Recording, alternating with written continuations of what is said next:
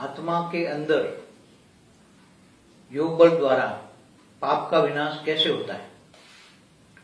जो जन्मों जन्म का जो कर्म बंधन माना, पाप या पुण्य बनने, दोनों पाप और पुण्य दोनों आत्मा के अंदर रिकॉर्डिंग पड़ा है। अब आत्मा के अंदर जो रिकॉर्डिंग पड़ा है, पाप की सजा हर कोई आत्मा भोगती है। हर कोई आत्मा अपना ही पाप और पुण्य भोगती है, दूसरों का पाप पुण्य नहीं भोगती। तो आत्मा के अंदर कहाँ रिकॉर्डिंग पड़ा है? आत्मा के अंदर पाप और पुण्य कारण शरीर में रिकॉर्डिंग पड़ा है। तो योग बल द्वारा पाप को विनाश कैसे करे, योग अग्नि द्वारा विकर्म विनाश कैसे करे, योग अग्नि में कौन सी शक्ति होती।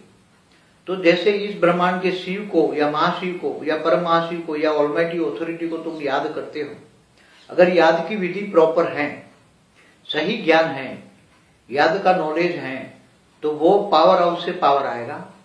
पावर हाउस से पावर आने से तुम्हारी आत्मा के अंदर परम तत्व आएंगे, परम लाइट आएगी। परम लाइट से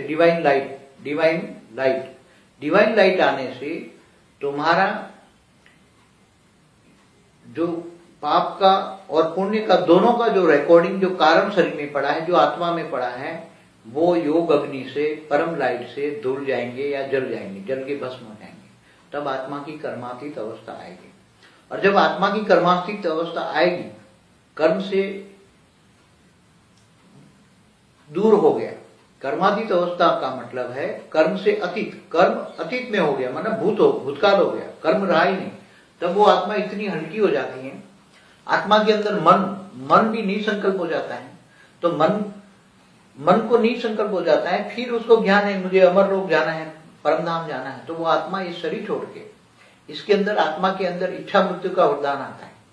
आपने बोला था ना कि बुद्धि खाली हो जाएगी। हाँ, तो बुद्धि खाली हो जाएगी, मन खाली हो जाएगा। हाँ, मन खाली हो जाएगा। मन खाली हो गया, मन विकल्प विनाश हो गए। मन में तो आत्मा के अंदर मन है, मन के अंदर बुद्धि है, बुद्धि के अंदर संस्कार है। तो संस्कार जल के भस्म हो गए, विकल्प जलना माना संस्कार खत्म हो गए। संस्कार खत्म हो गए तो बुद्धि रहेगी नहीं। पर मन ऊपर लगता नहीं है ना, मन आत्मा के, मगर उसको नॉलेज भी होना चाहिए ना, मुझे कहाँ जाना है। ये करेगा भी कौन? कर्मातीत अवस्था कौन करेगा? जिसको परमधाम जाना है, जिसको कर्मातीत अवस्था लानी है, तो कौन करेगा? ज्ञानी आत्मा करेगी क्या? आम लोग करेंगे, रास्ते में जाने वाले लोग करेंगे। कर्मातीत अवस्था ज्ञानी लोग करते हैं, जिनको अमर लोक जाना है, अमर लोक माना परमधाम जाना है, या जिनको मुक्ति, जीवन मुक्ति पानी है, वो लोग ही करेंगे। तो आत्मा, मन हल्का हो गया तो आत्मा के अंदर कोई नेगेटिविटी रही नहीं। कर्म बंधन माना नेगेटिविटी रही नहीं, तो आत्मा हल्की हो गई तो निसंकल्प हो गए तो आकाश तत्व बढ़ा तो ऊपर जाने की शक्ति बढ़ी। तो आत्मा अपनी इच्छा वृत्ति का वरदान लेगी, तो संकल्प करेगी मुझे शरीर छोड़ना है, तो शरीर छोड़ देगी। और तुरंत अब उसकी आत्मा निकल के धीरे धीरे अमर लोक माना परमधाम चली जाएगी, मुक्ति जीवन मुक्ति में चली जाएगी। देखो, अभी साधारण मनुष्य आत्मा को ज्ञान होता है, ज्ञान मार्ग, उसको बेहद का परम ज्ञान होता है। हम भक्ति मार्ग वाली आत्मा तो आप जानते ही हैं कि वो तो स्वर्ग में जाएगी, नैसा जाएगी, मगर वो वास्तव में कर्म की थियरी के हिसाब से स्वर्ग लोक में जाती है। फिर इससे ऊपर तो जाती नहीं, स्वर्ग लोक से ऊपर तो जाती नहीं, वापस वो फिर नरक में आ जाती है।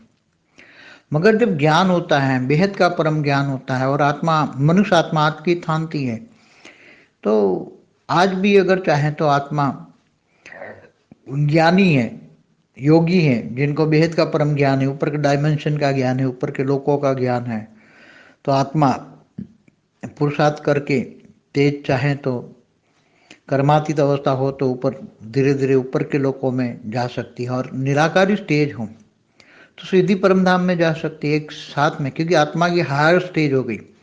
निराकारी स्टेज माना आत्मा की बहुत हायर लेवल की स्टेज। उसमें जैसे भी आत्मा निकलेगी एकदम निराकारी आत्मा, तो उसको जहाँ जाना होगा, जहाँ भी संकल्प करेगी वहाँ चली जाएगी आत्मा। निराकारी स्टेज को कर्म बंधन नहीं होते, कर्मातीत अवस्था होती है, इसलिए वो जहाँ चाहे वहाँ एक सेकंड में, वो केवल ये इस हमारे ब्रह्मांड के 7 लोक की बात नहीं है, ऊपर सीधी परमधाम में निराकार भी चले जाए, वहाँ भी पल भर में रुक के फिर महाब्रह्मांड में भी चली जाए, महाब्रह्मांड से माना गैलेक्सी से यूनिवर्स चली जाए।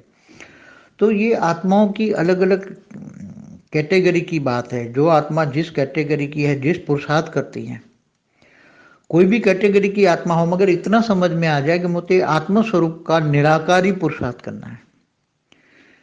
मेरा आत्मा स्वरूप का निराकारी, मैं आत्मा निराकार हूं, मैं आत्मा निराकार हूं, मेरा असली स्वरूप निराकार है। आत्मा का अनादि स्वरूप है निराकार।